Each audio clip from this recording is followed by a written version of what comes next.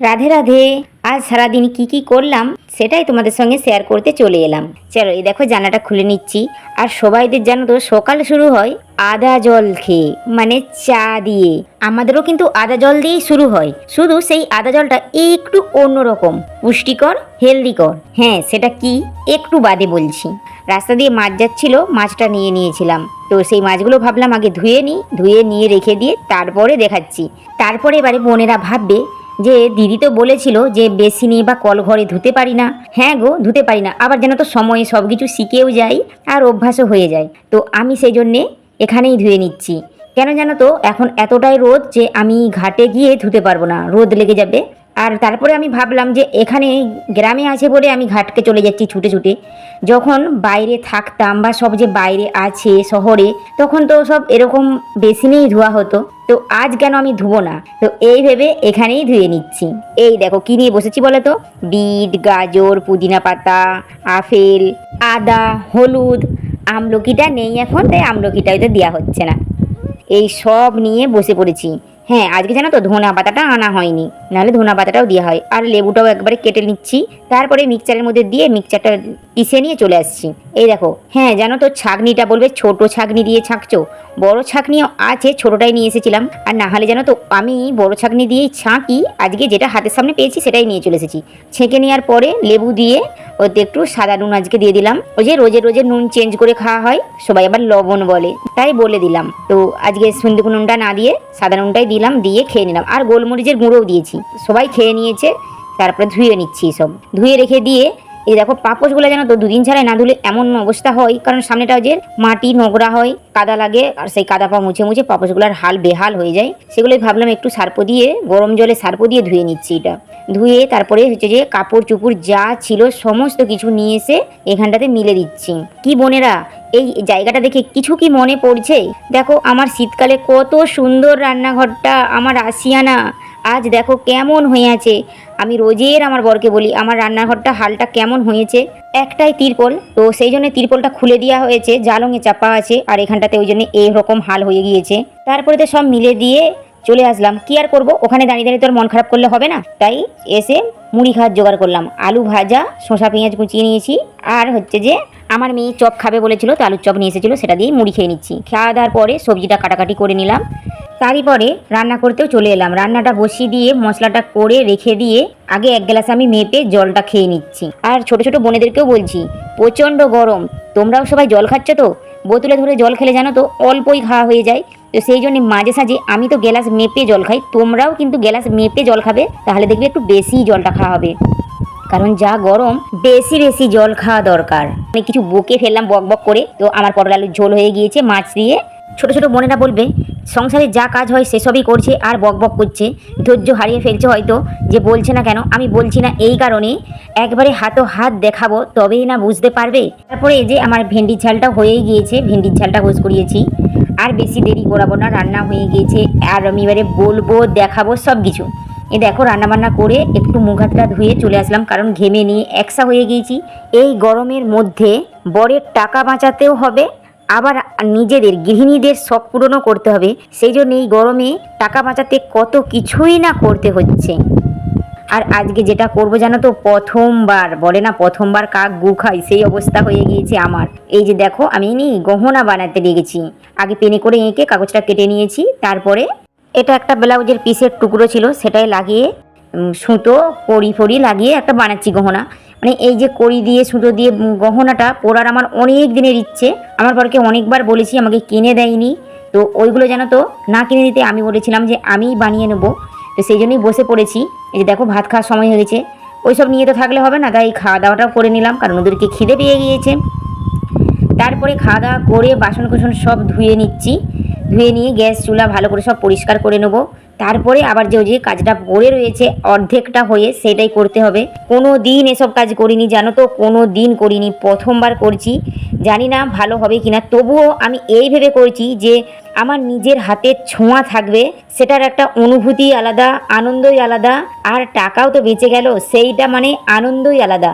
জানো তো বোন, আমি কিছু কিছু কাজ করে টাকাটা যে বাঁচাই সেই টাকাটায় আমি কি করি সেটা তোমাদেরকে বলবো বা দেখাবো। তোমাদের অনেকটাই আশা করি উপকার হবে। তবে এই ভিডিওটা অনেক বড় হয়ে যাবে, তো এই ভিডিওটার মধ্যে বলতে পারবো না। ভিডিওর দিকে আমাকে মানে ফলো করে রাখো, ঠিক দেখতে পাবে পরে একদিন ভিডিওটা করে পোস্ট করবো যখন দেখবে, তো তোমাদেরকে বলতে পারি তোমাদের উপকার হবে, তোমরাও শিখবে যেই জিনিসটা। কারণ আমাদেরকে বর যেন তো জব্দ করে, যে অনেক কিছু কিনে দেয় না, তো যেই টাকাটা বাঁচাই সেই টাকাটাই আমি কি করি সেটা পরের ভিডিওয় দেখতে পাবে।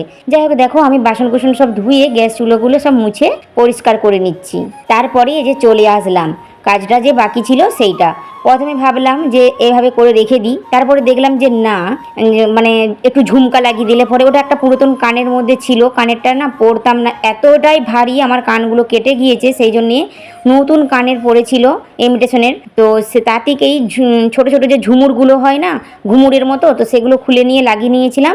তারপরে দেখলাম যে তারপরেও সিম্পল লাগছে, তো আমি রং ছিল, রং দিয়ে একটু ওর উপরে এঁকে দিলাম। তারপরে বিছানা করে এখানেই শোয়া হয় এখন গরমকালে। তারপরে চলে আসলাম মশারিটা পাট করে, অনেকগুলো মশারি হয়ে গিয়েছে, নতুন নতুন মশারি, মশা সাঁধিয়ে যায় বলে আবার মশারি কিনে আনা হয়েছে, তো সেগুলোই ধুয়ে পাট করে নিয়ে এই যে বক্স কাটটা চলে এসেছে, তো সেই জন্য ওর ভিতরেই রেখে দেবো। আর যত ব্ল্যাঙ্কেট সব ওর ভিতরে এবারে রেখে দেবো। হ্যাঁ এখনও আমার বিছানায় জানো তো তিনখানা পাতা আছে, সেগুলো তোলা হয়নি, সেগুলো পরে একদিন তুলবো। তো এখানে যে দেখো খাটে আগে একটা কিছু পেতে দিলাম নিচেটায়, তো সেরকম কিছু নেই বলে একটা কাপড়ই পুরাতন পেতে দিলাম, আর একটা ধুতি কাপড় ছিল সেটাও পেতে দিচ্ছি। পেতে দিয়ে এই যে ব্ল্যাঙ্কেটগুলো রেখে দিলাম। এই দুটো ব্ল্যাঙ্কেট আমার মেয়ের, আর তারপরের ব্ল্যাঙ্কেটটা আমার, মানে এই যে সবুজ কালারের, মানে কি বলে পিত্তি কালার, সবুজ কালার, যাই হোক সবুজ কালারের এই ব্ল্যাঙ্কেটটা আমাদের। তো আর এই যে বড় প্যাকেট করা আছে এইটা হচ্ছে আমার ভাইয়ের ব্ল্যাঙ্কেট, এখনও নতুন দেখেছো, এই যে বের করা হয়নি, কারণ ও শীতকালে আসেনি সেই জন্য বের করা হয়নি। তো এইসব রেখে দিয়ে অনেকগুলো আসন ছিল, এই যে ঘরটা গৃহপ্রবেশের সময় জানো তো অনেক আসন কেনা হয়েছে, তার আগেও অনেক আসন কেনা হয়েছিল, তো সেসব রেখে দিচ্ছি। আর দেখো হাসবে না কিন্তু বোন, সত্যি বলছি, দেখো আমি খাটটা নামাতেই পারছিলাম না, সেই জন্যে জানো তো সেই দিনকেও যেদিনকে ফিটিং করা হচ্ছিল আমার মেয়ে ওই করে বারবার বলছে নামাও তোলো নামাও তোলো। এবারে তো বুঝতে পারলো মানে অতটাও গায়ে শক্তি নেই যে নামিয়ে ফেলবো একবারে, আমি যেন মনে হচ্ছে চাগানা হয়ে চলে যাচ্ছি। যাই হোক ওখান থেকে নেমে এসে যে দেখাচ্ছি যে জলের বোতল এগুলো সব ভরতে হবে, আর গা ধুতে হবে, গা ফা ধুয়ে চলে আসলাম। আর একটা জিনিস কি খেয়াল করছো বোন, দেখো আমি ভাবলাম অন্য একদিন পরলে পরে তখন হয়তো বুঝতে পারবে না, তো আজকেই আমি পরে নিই, তো গহনাটা যখন বানিয়েছি আজকেই পরে নিয়েছি, কেমন লাগছে বলো। যাই হোক দেখো একবারে কি বলে, হয়তো যারা দোকানে বিক্রি করে ততটা সুন্দর হয় না, কিন্তু কাজ চালিয়ে নেওয়া যাবে। তারপরে ঝাড়ু দিতে লাগলাম উপর থেকে নিস্তানি একবারে ঝাড়ু দিয়ে দিয়ে চলে আসলাম। তারপরে কিছুক্ষণ অপেক্ষা করলাম, সন্ধ্যা হয়ে যাওয়ার পর সন্ধ্যা টন্ধ্যা দেখিয়ে আমার বর আর মেয়ে দুজনে মিলে নিয়ে এসেছিলো ফুচকা, তো আমার মেয়ে খায়নি, আমার বর ফুচকাটা খেয়ে নিয়েছিল। আমি গোপালের পুজো টুজো করে তারপরে লাস্টে অনেকটা পরে খেতে এসেছি, কারণ আবার না হলে গা ধুতে হবে, সেই জন্যে আমি সন্ধ্যাবেলা বসেছিলাম অপেক্ষা করছিলাম। তারপরে ফুচকাটা খাচ্ছি, আর কি ভালো লাগছে জানো তো, আমাকে এত ভালো লাগছে যে আমার মেয়ে আমার জন্য ফুচকা নিয়ে এসছে। আমার মেয়ে মাঝের মধ্যে ফুচকা কুরকুরি চোঙা ভাজা এসব খেতে ভালোবাসি বলেই নিয়ে আসে, কারণ আমি তো বাড়িতেই বেশিরভাগ থাকি সেই জন্যে।